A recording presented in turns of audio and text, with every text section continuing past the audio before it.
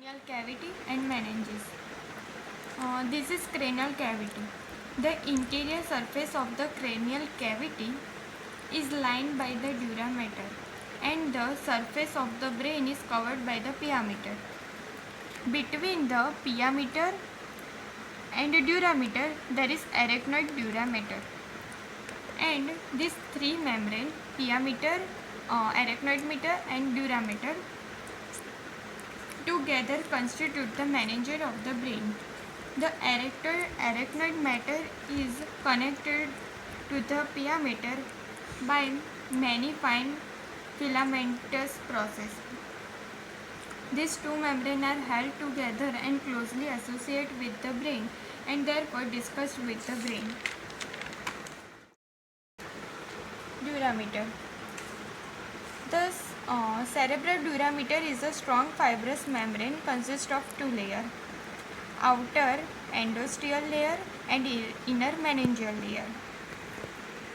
The two layers are fused with each other excepted where they enclose the venous sinus. Outer layer. The outer layer is a really periosteum lining the inner surface of the skull bone and commonly referred to as endocranium. It presents following feature. It continues with the periosteum on the outer surface of the skull through suture and the foramina of the skull.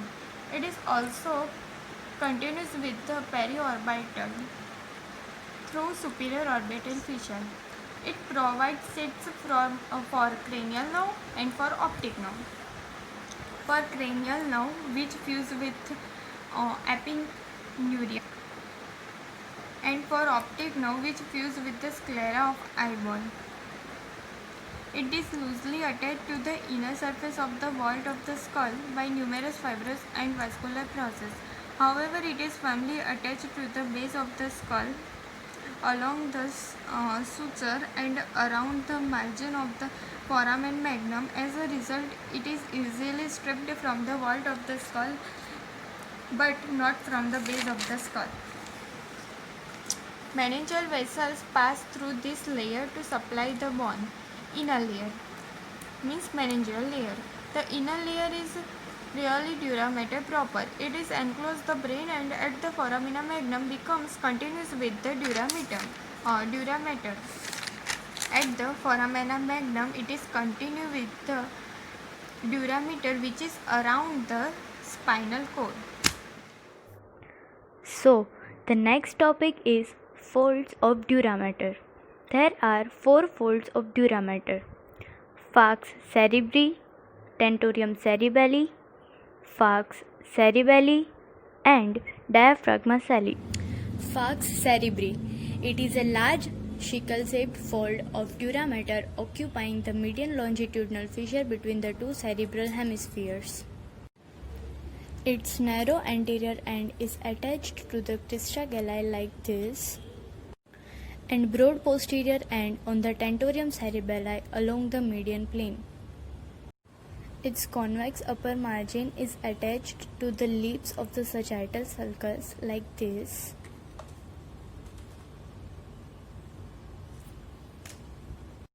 and its lower concave margin is free, just lies above the corpus callosum. Venous sinuses enclosed in the falx cerebri. First, superior sagittal sinus is enclosed within the convex upper border. Inferior sagittal sinus is enclosed within the lower concave margin. And third, straight sinus lies along the line of attachment of the falx cerebri with tentorium cerebelli. It is a tent-shaped fold of dura mater forming the roof of the posterior cranial fossa. It separates the cerebellum from the occipital lobes of cerebrum. It has 2 margins and 2 surfaces. The inner free margin is U-shaped and encloses the tentorial notch for the passage of the midbrain. The anterior ends of the concave free margin are attached to the anterior clinoid processes. The outer attached margin is convex and attached on each side from backward to posterior clinoid process, the posterior inferior angle of parietal bone and the lips of transverse sulci on the occipital bone. There are two surfaces of tentorium cerebelli, upper surface and lower surface. The upper surface is convex in shape and it slopes down on the either side of the median plane. In the median plane, it provides attachment to the falx cerebri. The inferior surface is concave in shape and it provides attachment in the median plane to the falx cerebri in its posterior part. Venous sinus is enclosed in tentorium cerebelli. Transverse sinus within the posterior part of attached margin, superior petrosal sinus within the anterolateral part of the attached margin, and straight sinus along the line of attached margin between the falx cerebri and the tentorium cerebelli. Falx cerebelli. It is a small sickle-shaped fold of the dura mater present in the sagittal plane, projecting forwards towards the posterior cerebellar notch. Extends from the internal occipital protuberance to the posterior margin of the foramina magnum, like this.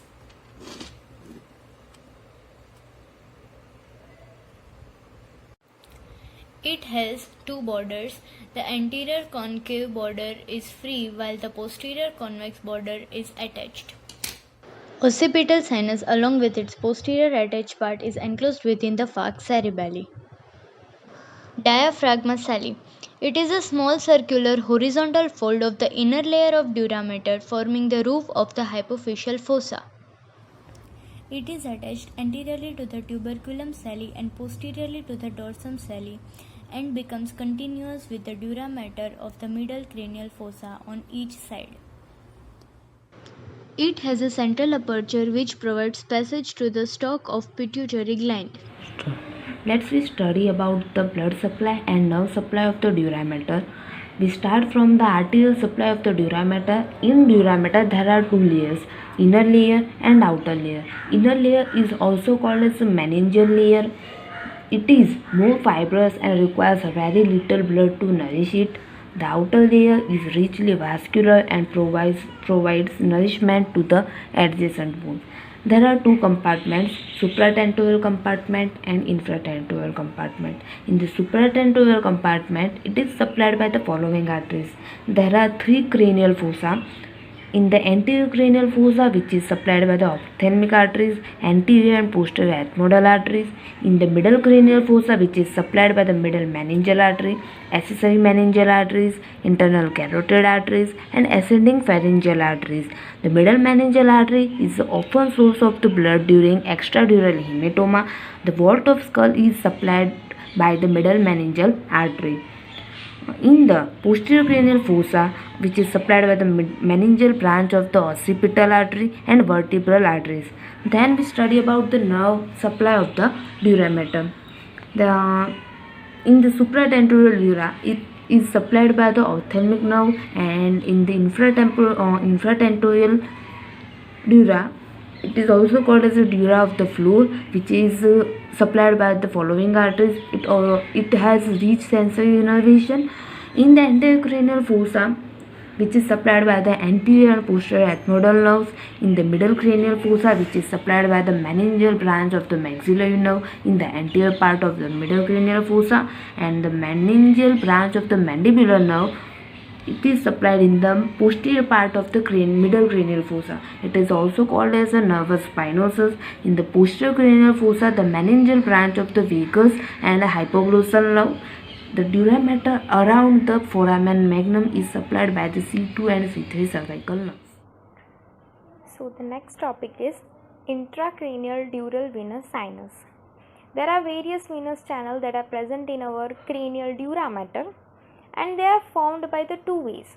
First is separation of the two layers of cranial dura mater, that is meningeal layer and endosteal layer. Between these two layers of dura mater, venous sinus is present. And second possibility is reduplication of meningeal layer. Now, all the sinuses are present between the meningeal and endosteal layers of dura mater, except the two that are inferior sagittal and straight sinus. These sinuses communicate with the extracranial structures via the emissary veins.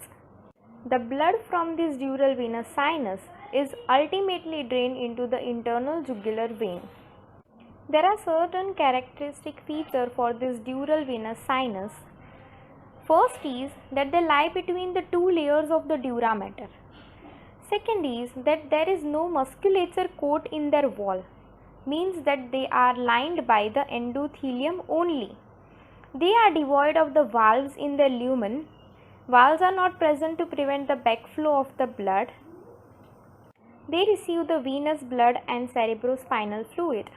They receive the valveless emissary veins which regulate the blood flow and maintain the equilibrium of venous pressure within and outside the skull. Now the classification of this dural venous sinus. So in total there are 21 sinuses and we can classify them in the two groups. First is unpaired and second is paired sinus. So unpaired sinus, there are 7 unpaired sinus. They are superior sagittal, inferior sagittal, straight sinus, occipital sinus, anterior intercavernous sinus, posterior intercavernous sinus, basilar venous plexus. Now the paired sinuses are, first is cavernous sinus, superior petrosal sinus, inferior petrosal sinus, transverse sinus, sigmoid sinus, sphenoparietal sinus and petrospermous sinuses. We will now learn in detail about these sinuses. Sinus. This is a coronal section which showing cavernous sinus and its relation. Cavernous sinus is one type of intracranial dural venous sinus and it is in pair. Cavernous sinus is 1 cm wide. Locations: large venous space between body of sphenoid and sella turcica in middle cranial fossa. Dura mater has a 2-layer endosteal layer and meningeal layer. The floor is made up of endosteal layer and the roof, medial wall and lateral wall. It is formed by meningeal layer of dura mater. This is a pituitary gland. This is a sphenoidal sinus.